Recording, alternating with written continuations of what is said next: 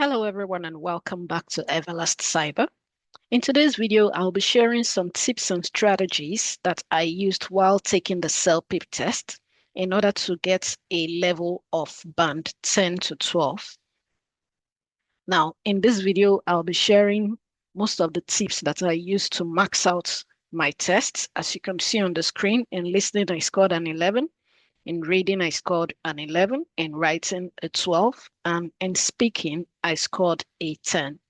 I have done an earlier video on the writing test, so you can check that out on my YouTube channel, EverlastCyber. Now to dive into this video, first thing you need to know that the CELPIP has 4 parts. You have the listening, you have the reading, writing, and speaking. The listening is the first part of the CELPIP test. Reading comes next, then writing and speaking. The listening test will usually start with a practice question that is not scored. So you'll be listening to a short passage and you'll be presented with one question. You can choose to answer or not to answer because this question is not scored. And you can actually use that to test your equipment to ensure that it is working before the main test starts. The timing of the CELPIP tests varies between 47 to 55 minutes. So let's say it's going to take you about an hour altogether.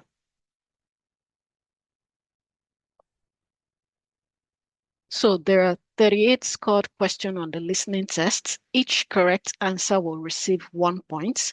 There may be one unscored part, but you will not know which of them is unscored. So it's better that you try your best to answer each of the questions correctly. Points are not deducted for incorrect answers, but it is advisable to always answer every question. I'll usually start with the most easiest question to answer, the ones that I'm confident about. And at the end, if I see that I'm running out of time and I certainly do not know the answer to the question, I just do a quick guess. Now, the listening test is computer scored, and the CELPIP level is calculated by the computer based on the number of points and the difficulty level for the question. So there is a fairness in the score equating. Now, for the listening parts, you'll be presented with the general instruction screen. You will see and hear a voice reading the information. So you can either choose to listen to the information or read it. After this screen, the next screen that will come up is the instructions screen. Sometimes it will have an image, at other times it might not. This page will not be read out to you. It's only text. So you want to be sure that you read all the information on this second screen that comes up. Like I mentioned earlier, you could be presented with an image or not. You can see an example of an image that is presented on this first screen.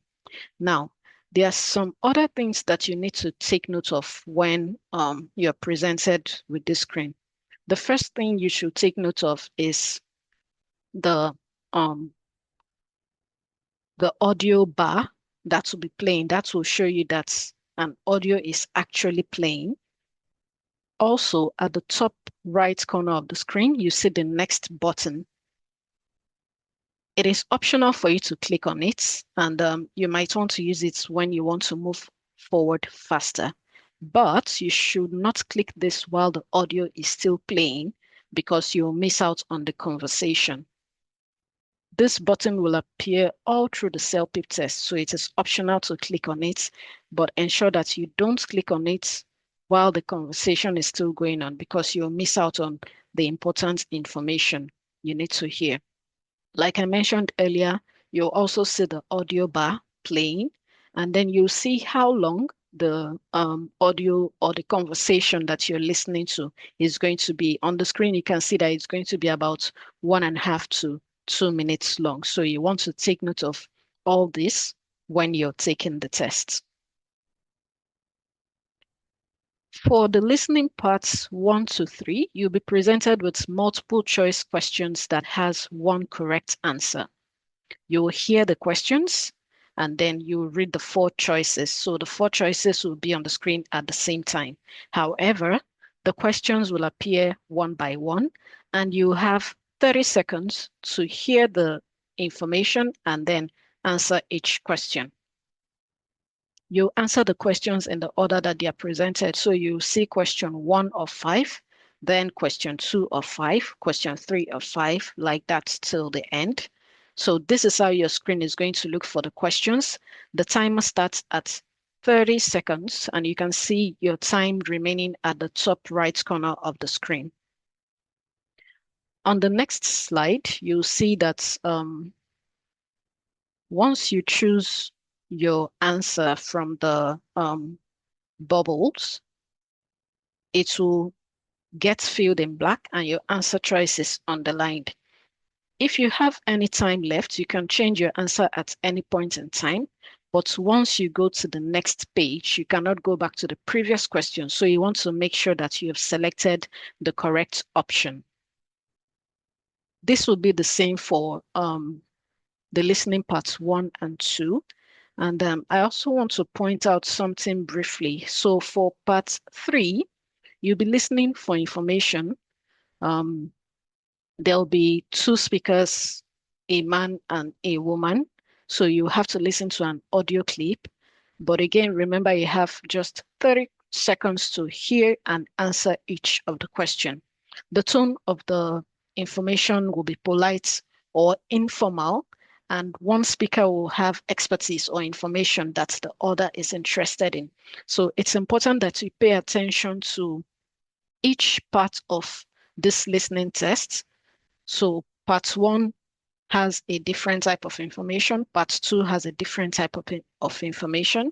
For part 3, you're listening for information. For part 4, you'll be listening to a news item, so on and so forth. So I'll just show you a brief overview of part 4. For part 4, you'll be listening to a news item. Now, it's important to point out that the format for parts 4 to 6 is a little bit different from parts 1 to 3. For parts 1 to 3, you'll be presented with multiple choice questions. However, for parts 4 to 6, these will be sentence completion questions with one correct answer.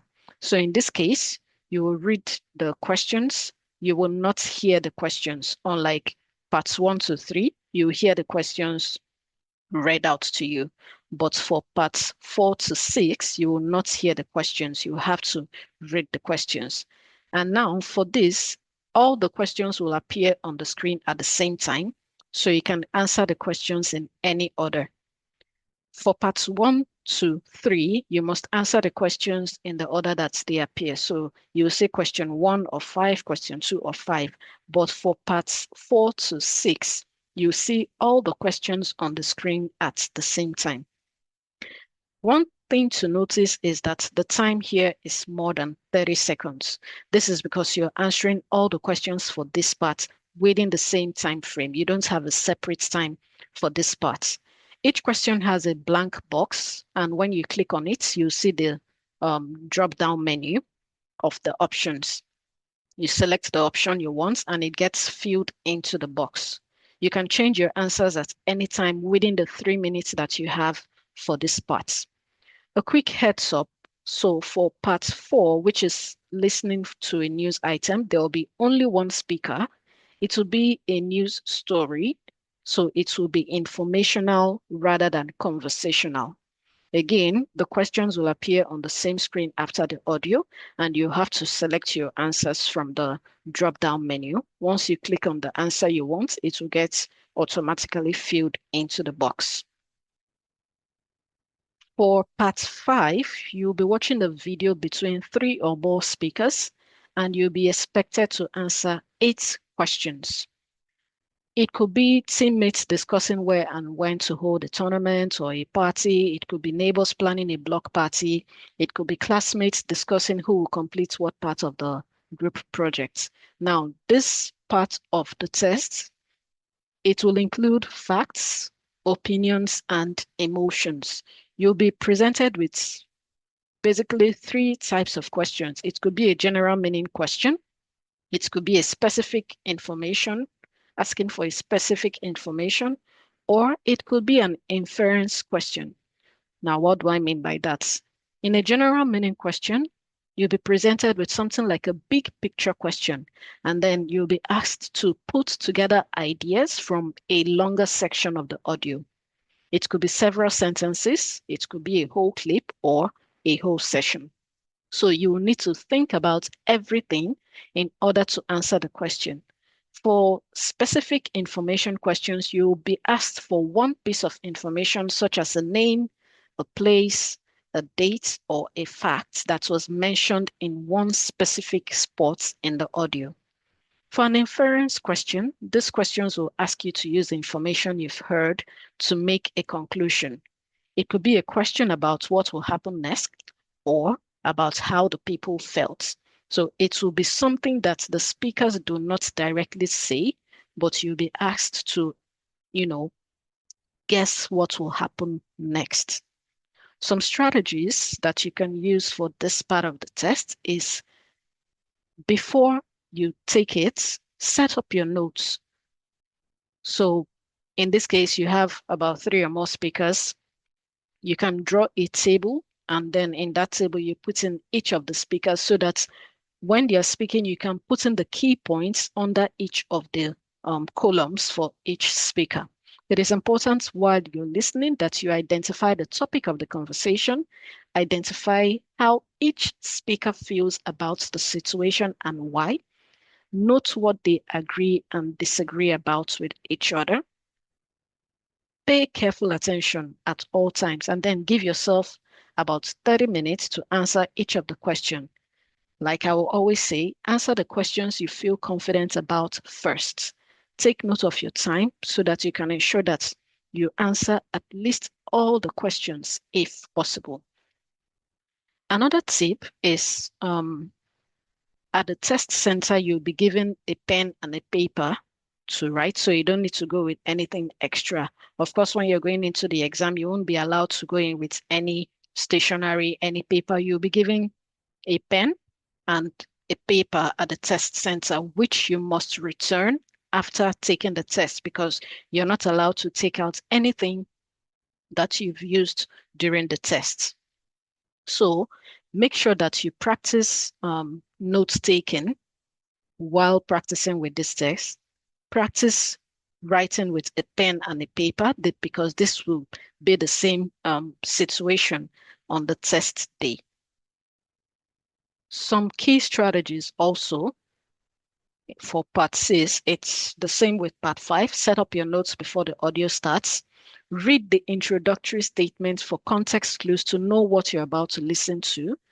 And then while listening, identify the issue under discussion, identify who is mentioned, what their opinions are, and why. Take note of their last names because you are more likely to hear them referred by their last names. And then while taking your notes, try to paraphrase because it's impossible to jot down every single thing you hear. So try to paraphrase, try to use abbreviations, while you're taking down your notes. So you may also find it helpful to try to identify the question types if they are general questions, specific questions, or inference questions. So with these brief tips and strategies, I'm sure that with constant practice, you'll be able to max out your scores just like I did while taking the test. So we'll be diving right into practicing for the listening test. Note that these are sample questions that you can practice with, and the timing may not exactly match with the real test. So you can pause the video at any point. Try to answer the questions by yourself, and at the end of the video, there'll be an answer key that you can use to score yourself to see how well you have done on the test. So without wasting further time, let's dive right into the listening test.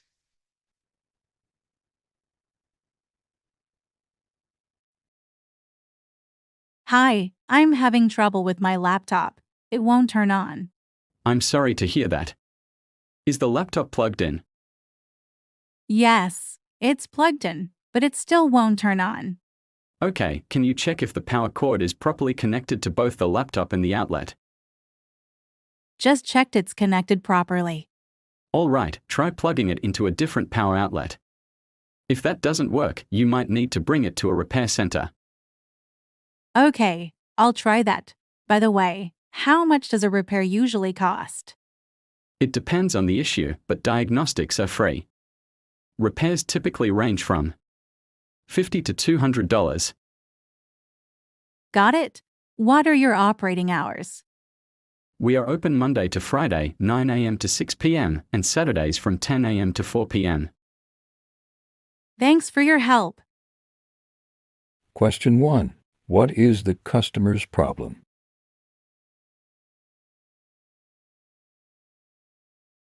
Question 2. What does the support agent suggest first? Question 3. What should the customer do if the laptop still doesn't work? Question 4. How much does a repair typically cost? Question 5. The support agent suggests trying a different. Question 6. Diagnostics at the repair center are. Question 7. The repair center is open on Saturdays from. Question 8.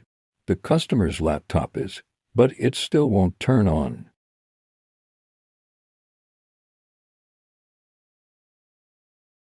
Listening to a daily life conversation. You will hear a conversation, followed by 5 questions. Listen to each question. You will hear the question only once. Choose the best answer to each question.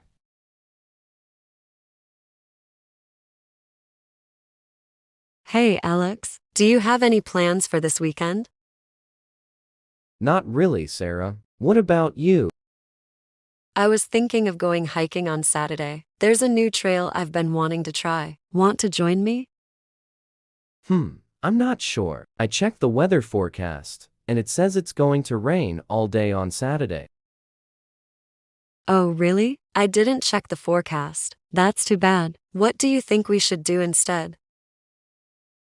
Well, we could stay indoors. How about we watch a movie and have dinner at that new Italian place downtown? I've heard great things about it.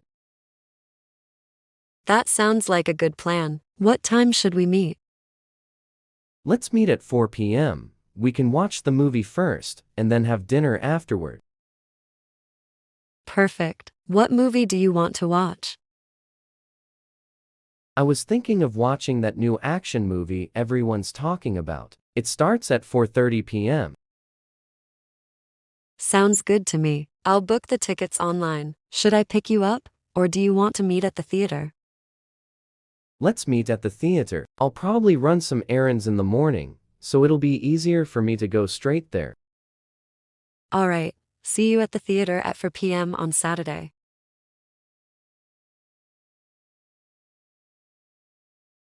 Question 1. What does Sarah suggest doing on Saturday?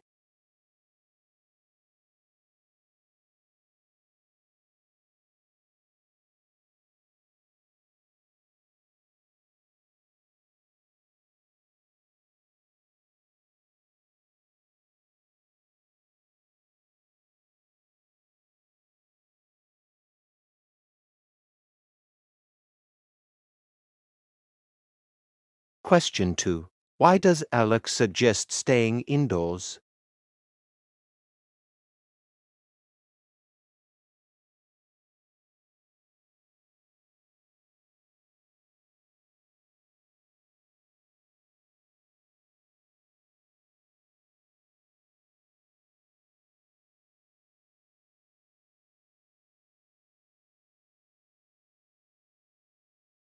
Question 3. What do they finally decide to do?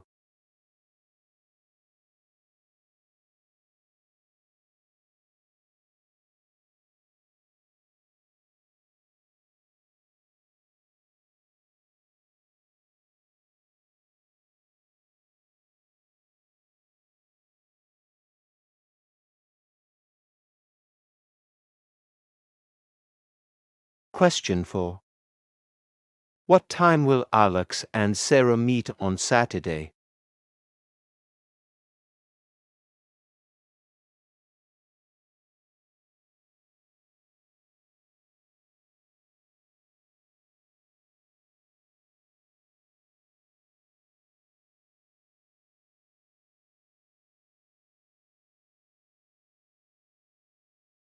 Question 5.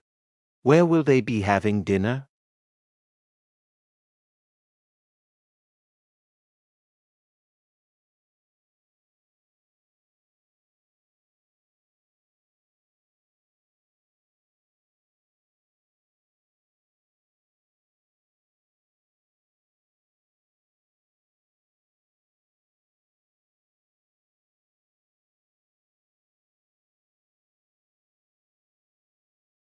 Listening for information. You will hear a conversation followed by 6 questions. Listen to each question. You will hear the question only once. Choose the best answer to each question.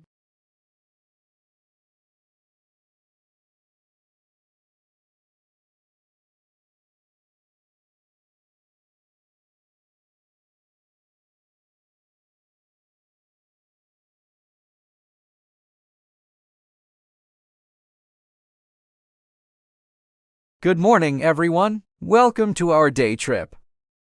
Today, we'll be visiting 3 exciting locations.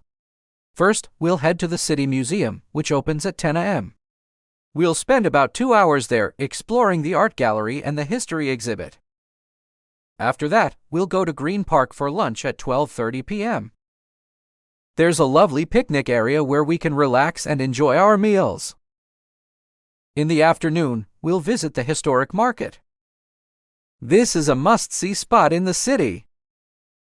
You'll have a guided tour of the market where you'll learn about its history and significance. After the tour, you'll have some free time to shop for souvenirs or try local snacks. Please remember to wear comfortable shoes as we'll be doing a lot of walking.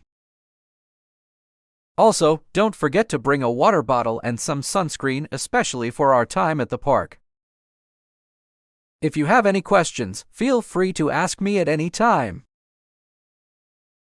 Let's have a great day.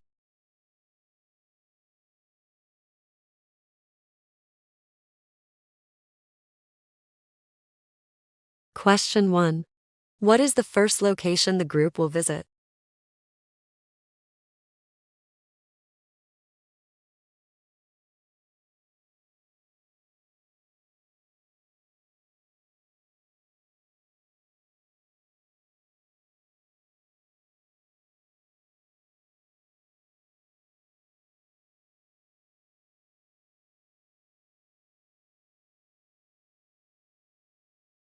Question 2.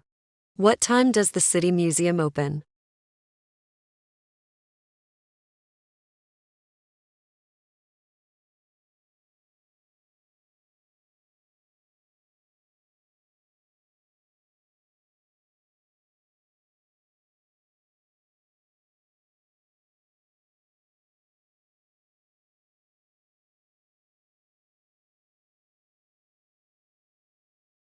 Question 3.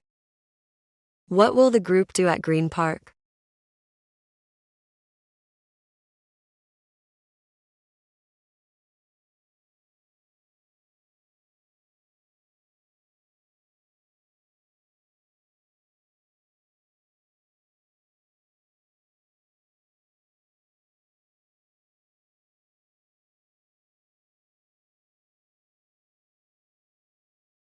Question 4.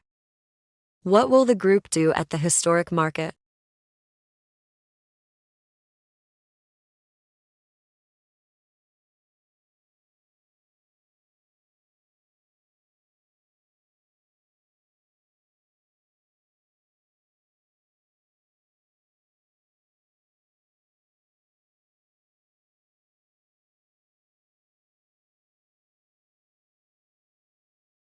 Question 5. The tour guide advises everyone to wear comfortable.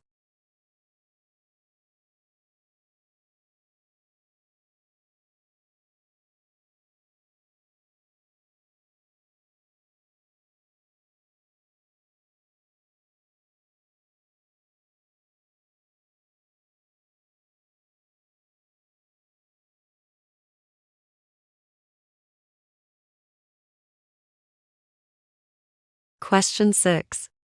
The group will spend about hours at the City Museum.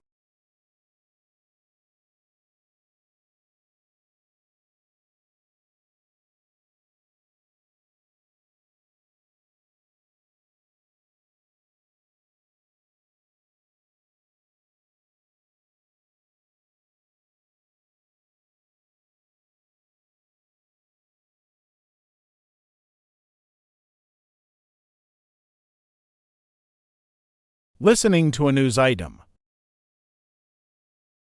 You will hear a news item once. It is about 1.5 minutes long. Then, 5 questions will appear. Choose the best way to complete each statement from the drop-down menu.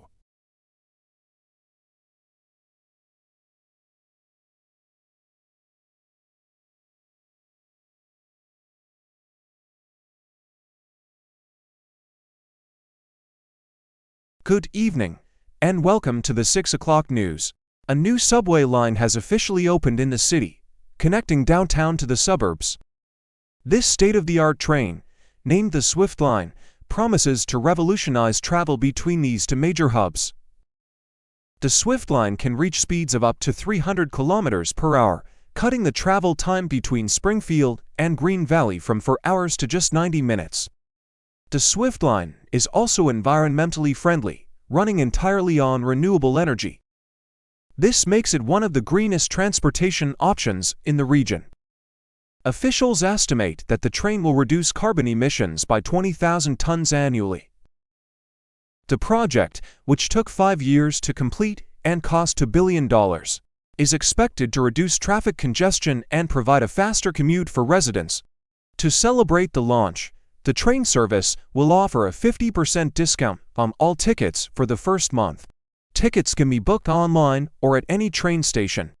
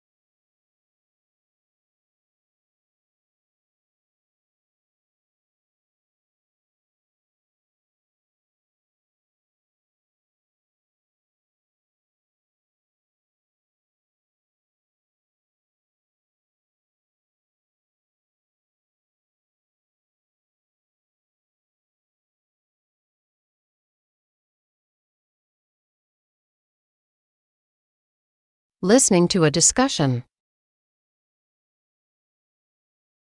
You will watch a 2-minute video, then 8 questions will appear.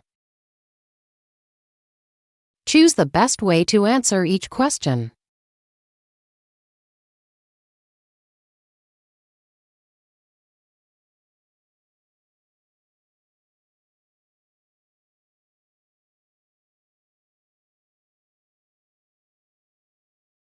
Hey everyone, do you have a minute? I wanted to discuss the new project deadline. Sure, Emma. What's on your mind? Well, I think we should push the deadline back by 2 weeks. We've been running into a lot of unexpected issues, and I don't think we can finish everything on time. I see your point, but the client has already set their expectations based on the current deadline. If we delay it, it might affect their plans. I agree with Mark. The client has been very clear about their timeline. Plus, they've already started their marketing campaign based on our delivery date. Exactly. I'd rather deliver something high quality a bit later than something rushed and full of errors. I agree that quality is important, but we also need to consider the client's timeline. Maybe we can find a middle ground. What if we prioritize the most critical tasks and deliver those by the original deadline, and then finish the rest later? That's a good idea. We could also ask the team to work overtime for the next 2 weeks to make sure we meet the deadline. Overtime might work, but we should also check with the team to see if they're okay with that. We don't want to burn anyone out. You're right. Let's schedule a meeting with the team tomorrow to discuss this. We can also ask the client if they're open to a partial delivery. Sounds like a plan. I'll send out a meeting invite right away. I'll prepare a list of critical tasks that we can prioritize. And I'll check with the team to see how they feel about overtime.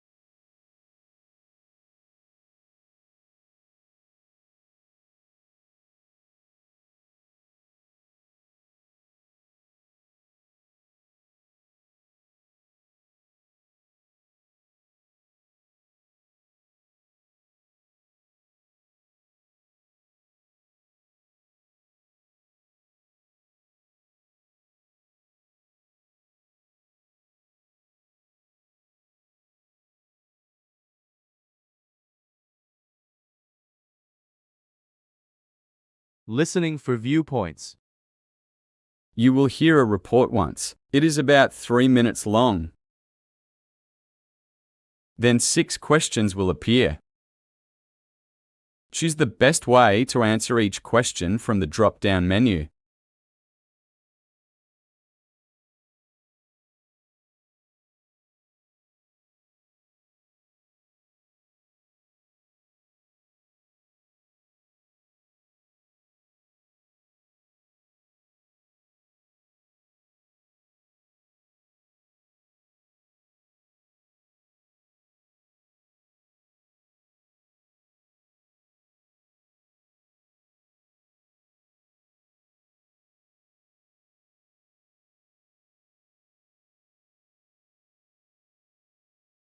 Today, we're talking about the growing trend of remote work.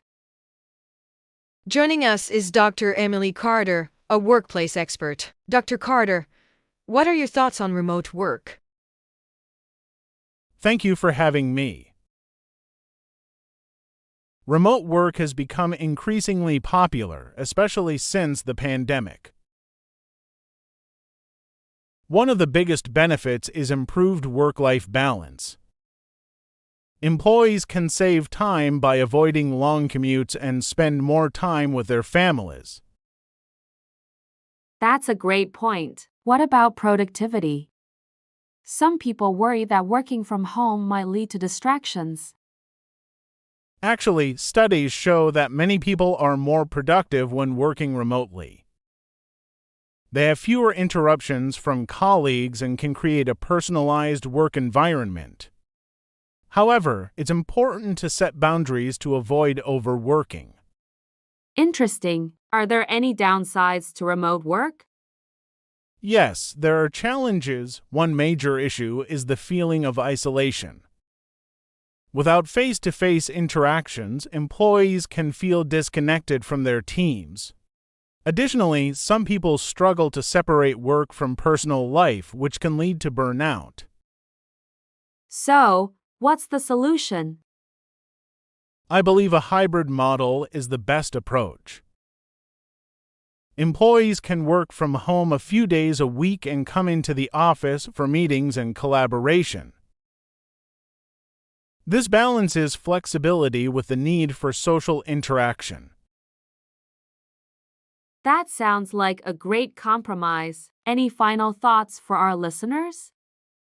Yes, if you're considering remote work, make sure to communicate openly with your employer and set clear boundaries. And remember, it's okay to experiment to find what works best for you. Great advice. Thank you, Dr. Carter, for sharing your insights.